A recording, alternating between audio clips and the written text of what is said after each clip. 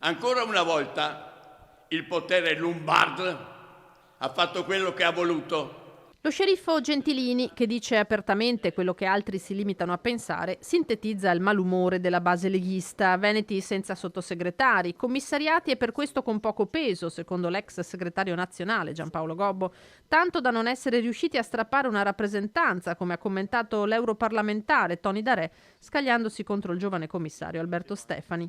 Io credo che l'astro nascente leghista nel Veneto, mio allievo, il governatore Luca Zaia, possa far ombra e dare noia a qualcuno.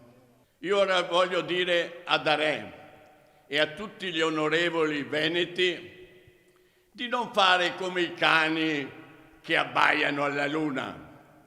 Devono iniziare una battaglia politica affinché il Veneto sia collocato al posto che merita. Mario Conte, sindaco di Treviso e amministratore tra i più in vista del Carroccio in questo momento, invoca il dialogo, invitando a smorzare le polemiche. Far tutti un passo indietro e capire qual è il bene del partito, qual è il bene per il Veneto e qual è il bene per i nostri cittadini, perché se noi facciamo squadra riusciamo a portare a casa dei risultati importanti anche a livello di partito, e credo che non avere alcuna rappresentanza dei sottosegretari sia un momento brutto, no? per la nostra politica, per il nostro partito, che ci spinge a fare delle riflessioni ma non dei processi a nessuno. Dobbiamo lavorare tutti, dialogare per migliorare, per trovare la direzione giusta per far continuare a crescere il nostro partito.